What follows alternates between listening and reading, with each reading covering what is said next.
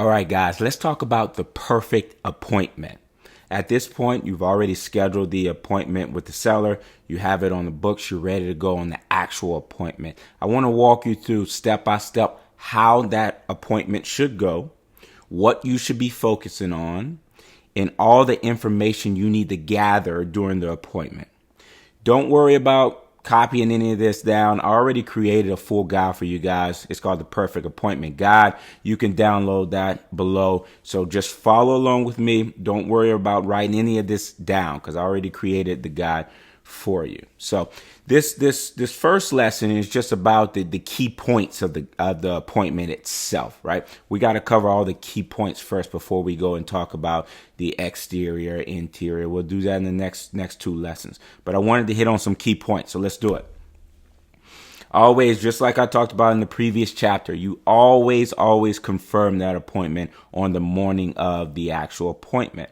If you have an appointment scheduled at noon, right, and you call to confirm at 9 a.m., they don't pick up. You call again at 9:30, they don't pick up, and they don't end up confirming that appointment, you need to cancel and reschedule. I know that may be tough to do, but you don't want to waste your time and you don't want to waste anybody else's time just chasing. You don't want to drive 60 minutes away, 30 minutes away, and somebody, they ghost you. They're not there, right? So let them know when you're talking and you do schedule an appointment. Hey, I'm going to confirm this appointment on the morning of, just so you know. And if you don't confirm the morning of, I'll have to reschedule, just to respect each other's time, right? This is a big pet peeve of mine, and it should be of yours. Never be late to an appointment, guys. Never be late. We always want to be at least 5 minutes early. You're representing yourself, right? You're representing yourself and your company. You don't want to be unprofessional in these scenarios when we go into appointments, right? We want to be as professional as possible, and we want to respect that seller's time. Right? So you need to be there 5 minutes early.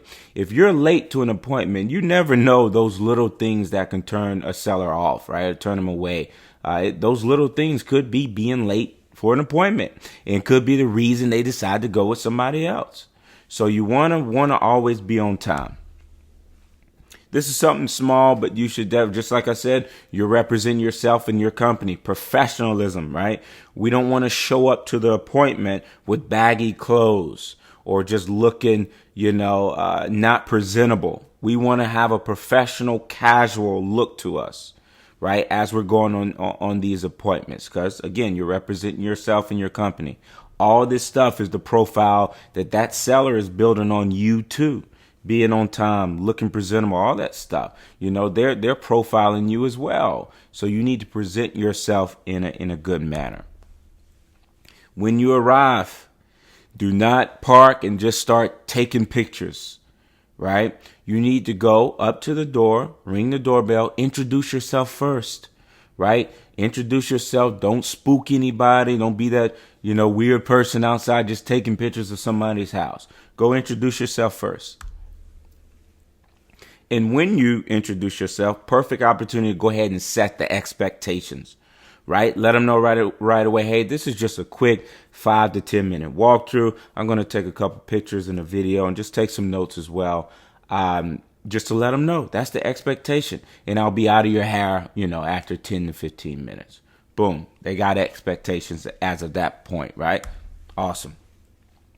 This is a biggie, guys. Throughout this process, throughout the wholesale process, throughout the time that you start and finish with this seller, you always look for opportunities to build rapport, right? We want to build as much rapport, positive rapport, great relationship with these sellers so they pick us to go with them. So when you're walking these properties, right, don't just walk them and be quiet.